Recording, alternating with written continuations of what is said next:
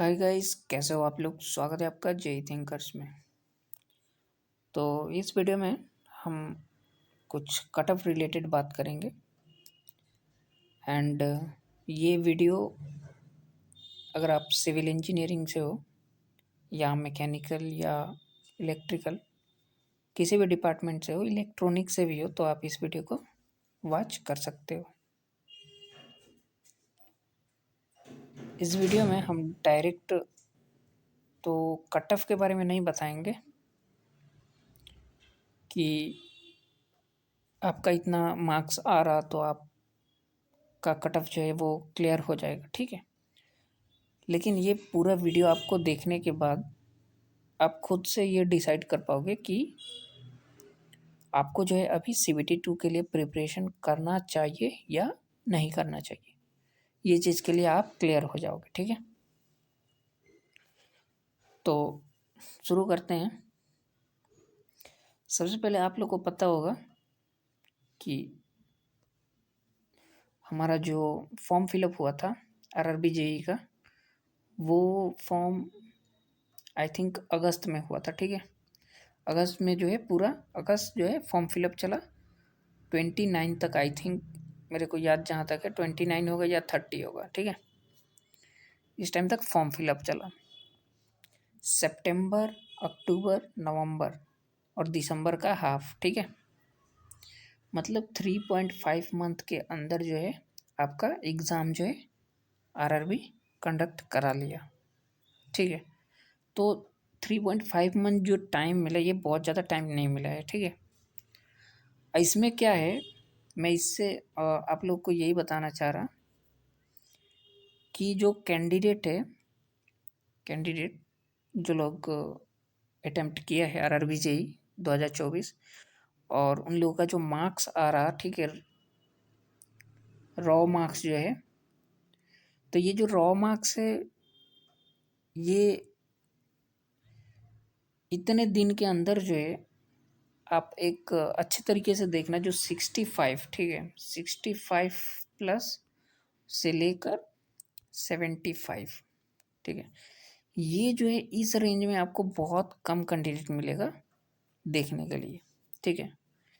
क्योंकि 3.5 महीने का टाइम जो मिला था, इसमें एक बंदा होगा जिसका पहले से सिलेबस सब कुछ कंप्लीट होगा, तो वो अच्छे से अटेम्प्ट करके आया होगा, तो उसका जो है आपका 75 प्लस ही मार्क्स उसका आएगा, ठीक है। एक कैंडिडेट होगा जिसको जो है 3.5 महीने में कुछ समझ ही में नहीं आया, या फिर उसका सिलेबस कंप्लीट नहीं था, या वो कवर नहीं कर पाया, ठीक है। इसकी वजह से उसका जो मार्क्स है वो करीब करीब 55 से 60, ठीक है, 55 से 60, 62 बोल सकते हो, इसके मतलब आसपास उसका मार्क्स रहेगा। तो जो जनरली जो है, मैं ये बोलना चाह रहा कि 65 से लेके 75 तक जो है बहुत कम कैंडिडेट होगा जिसका जो है इस इंटरवल में जो है उसका मार्क्स होगा, ठीक है। ज़्यादातर या तो होगा 75 प्लस वाला, या 75 हो, 74 हो, 80 हो, 85 हो, ठीक है। और या तो 55, 60, 62 इसी के आसपास मिलेगा, ठीक है, ज़्यादा कैंडिडेट जिसका जो है अभी रॉ मार्क्स जो है आया हुआ है, ठीक है। तो इससे ये पता चलेगा कि मतलब जो कट ऑफ आपका जाएगा वो कट ऑफ जो है आपका एवरेज ही कट ऑफ जाएगा, ठीक है। कट ऑफ जो है बहुत ज़्यादा हाई कट ऑफ आपका नहीं जाएगा, कट ऑफ आपका एवरेज ही जाएगा। लेकिन एवरेज का मतलब अब ये मत समझ लेना कि कट ऑफ आपका 50 और 60 इतना दे देगा, इतना नहीं जाएगा, ठीक है। तो अब आते हैं मेन मुद्दे पे कि आपका कितना मार्क्स है, कितना रॉ मार्क्स है, कितना नॉर्मलाइजेशन होगा, और आपको प्रिपरेशन करना चाहिए कि नहीं करना चाहिए, ठीक है।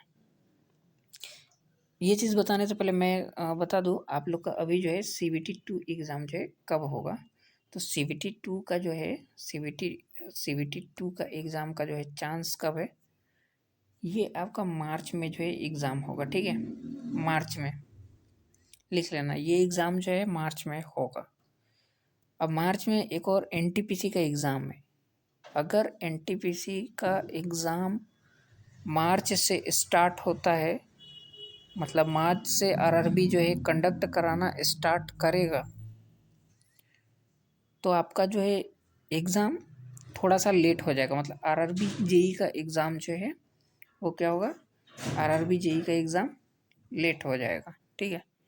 लेकिन अगर एनटीपीसी एग्ज़ाम जो है अप्रैल में किया, ठीक है, अप्रैल में अगर किया एनटीपीसी का एग्ज़ाम, तो ये पक्का समझ लेना 100% आपका एग्ज़ाम जो है वो मार्च के शुरू में ही कंडक्ट करा लेगा आरआरबी। तो ये चीज़ एक बता दिया। अब आते हैं हमारे कट ऑफ के ऊपर।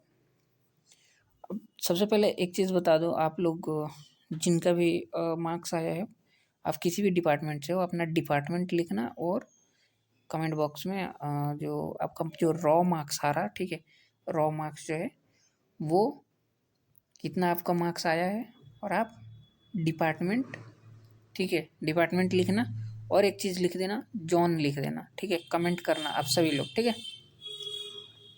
अब यहाँ पे हम बात करते हैं, मैं मैकेनिकल से हूँ तो ओवरऑल मैकेनिकल का ही बताऊँगा, लेकिन मैकेनिकल और इलेक्ट्रिकल आप एक ही समझ लो, और जो सिविल वाले हैं, ठीक है, तो सिविल वाले मैकेनिकल से थोड़ा सा कम उनका कट ऑफ जाएगा, क्योंकि उनका जो सीट था वो अलग था और सीट उनका थोड़ा सा ज़्यादा था, ठीक है। यहाँ पे जो है मैं आपको डायरेक्ट ये नहीं बताने वाला कि आपका 60 मार्क्स है तो आप कट ऑफ क्लियर कर लोगे, आपका 70 मार्क्स है तो आप कट ऑफ क्लियर कर लोगे, ठीक है, ये सब मैं नहीं बताने वाला।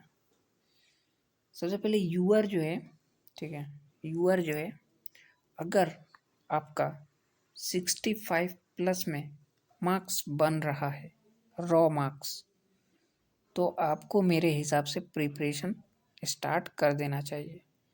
किसी का आपको वीडियो नहीं देखना चाहिए, यूट्यूब पे टाइम वेस्ट नहीं करना चाहिए इधर उधर, ठीक है। आपको प्रिपरेशन में अभी से लग जाना चाहिए। क्यों लग जाना चाहिए वो भी अभी डिस्कस करेंगे, ठीक है, अभी बताएंगे।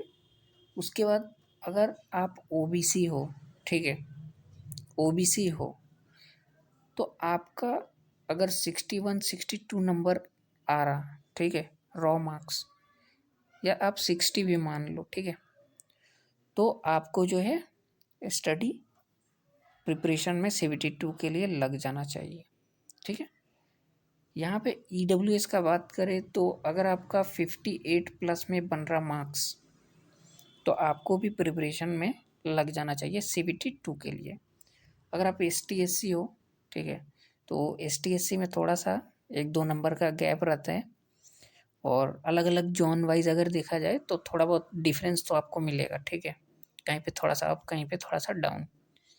तो अगर आप ST SC हो तो आप 55 प्लस अगर आपका बन रहा, तो आपको भी 72 के लिए प्रिपरेशन करना चाहिए। अब मैं आपको बता दे रहा हूँ कि ये जो है मैं जो भी बताया, यहाँ पे 65 प्लस, यहाँ पे 61 प्लस, यहाँ पे 58 प्लस, और यहाँ पे जो है 55 प्लस, ठीक है, ये जो है मैं मार्क्स बताया। अगर इतना है तो ये जो है ये मैं आपको बताया, ये मिनिमम बताया, ठीक है। मतलब अगर आपका मिनिमम इतना है, इससे ज़्यादा कहीं भी जा सकता है, 75 भी जा सकता है, 70 भी जा सकता है यूआर का, ठीक है, 65 भी, 68 भी जा सकता है। अब इसमें क्या होता है कि कोई पार्टिकुलर आपका ये नहीं है कि 65 आ गया तो आपका कट ऑफ क्लियर हो जाएगा, ठीक है। इसमें क्या होता है कि अलग अलग कैटेगरी है, अलग अलग जो सीट है आपका वो अलग अलग कैटेगरी वाइज डिवाइड किया हुआ है। जैसे मैकेनिकल का कैटेगरी कितना था, आई थिंक मेरे को याद जहाँ तक है 15 से लेके 24 या 25 तक कैटेगरी जो है ये मैकेनिकल का सीट था, ठीक है, पोस्ट था। तो इसी टाइप से कैटेगरी है, ठीक है।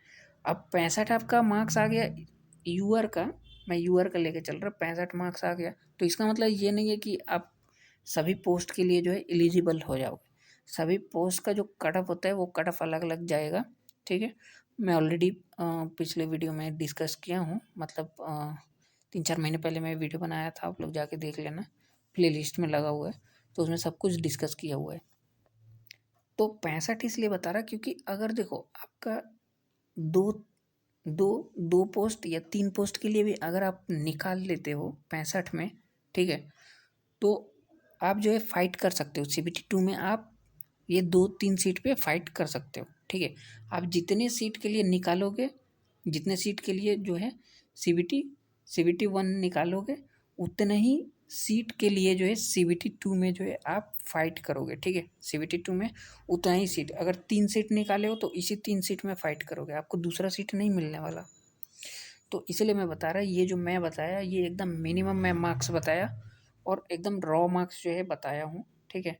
अगर आपका रॉ मार्क्स जो है इतना बन रहा तो आपको जो है अभी से प्रिपरेशन में लग जाना चाहिए, ठीक है। तो यहाँ पे मैं कट ऑफ वगैरह के बारे में तो बता दिया, अब डिसाइड आपको करना है कि आपको स्टडी करना है या नहीं करना है, ठीक है। और देखो, अगर आपका मान लो 65 नंबर है, ठीक है। आप अगर अभी से स्टडी नहीं करते हो तो ज़्यादा दिन नहीं है, CBT 2 एग्ज़ाम आ जाएगा। फिर अगर आप क्वालिफाई कर जाते हो CBT 1 में, क्योंकि अभी जो एग्ज़ाम हुआ है तो एग्ज़ाम के 1 महीने बाद ही रिज़ल्ट आएगा, ठीक है। 1 से 1.5 महीने लग जाएगा रिज़ल्ट आने में। तो इतना दिन अगर आप पढ़ाई नहीं करोगे और मान लो आपका जो है निकल जाता है एग्ज़ाम, ठीक है, 3-4 सीट के ऊपर जो है आप एग्ज़ाम निकाल लेते हो, मतलब क्वालिफाई कर कर जाते हो 3-4 सीट में, तो आपका क्या होगा, आपका CBT 2 जो है ऐसे नहीं निकलेगा क्योंकि आप पढ़े नहीं हो। तो इसीलिए अभी से जो आप डिसाइड कर लो आपको पढ़ना है कि नहीं पढ़ना है। सेकंड चीज़, अगर आपका ज़्यादा कम मार्क्स है, मैं जो ये मार्क्स बताया इससे बहुत ज़्यादा कम है, मतलब 5-6 मार्क्स 7 मार्क्स कम है, तो मेरे हिसाब से आपको जो है कोई और एग्ज़ाम आने वाला है, जैसे NTPC आने वाला है, SSC का और भी एग्ज़ाम वगैरह होने वाला है, नॉन टेक या फिर टेक, ठीक है। तो वो सब पे आपको जो है ध्यान देना चाहिए। अब आपके हाथ में है, आपको क्या करना है नहीं करना है वो आप डिसाइड कर लीजिए, ठीक है। तो इस वीडियो में यही था। मैं आशा करता हूँ कि आपको समझ में आया होगा कि आपको पढ़ना चाहिए कि नहीं पढ़ना चाहिए, ठीक है। और ये जो है मैं मिनिमम मार्क्स बताया, और ऐसा नहीं है कि अगर मान लो आपका जो है ये मान लो कि EWS हो 58 नंबर है, ठीक है। और अगर आपने स्टडी किया, स्टडी करने के बाद जो है रिजल्ट आया 1 महीने बाद और पता चला कि आपका नहीं हुआ, क्वालिफाई नहीं हुआ, तो ठीक है, आपका जो स्टडी है, जो आपका नॉलेज है, वो तो मतलब कोई ले नहीं लेगा ना, ठीक है। तो ऐसा नहीं है कि आपका वो जो नॉलेज है वो बर्बाद हो जाएगा, आपने पढ़ा तो टाइम वेस्ट हो गया, तो ऐसा कुछ नहीं। लेकिन अगर आपको लगता है कि आपका बहुत ज़्यादा कम मार्क्स है, मैं यहाँ पे जो भी मार्क्स बताया उससे बहुत ज़्यादा कम है, मतलब 7-8 नंबर 10 नंबर कम है, तो फिर आपको स्टॉप कर देना चाहिए मेरे हिसाब से। लेकिन अगर आपका इतना आ रहा रॉ मार्क्स, तो आपको एकदम प्रिपरेशन में लग जाना चाहिए, ठीक है। कल से ही प्रिपरेशन एकदम, या आज से ही प्रिपरेशन में एकदम लग जाना चाहिए। आप किसी से मत पूछो, कुछ भी मत पूछो, ठीक है।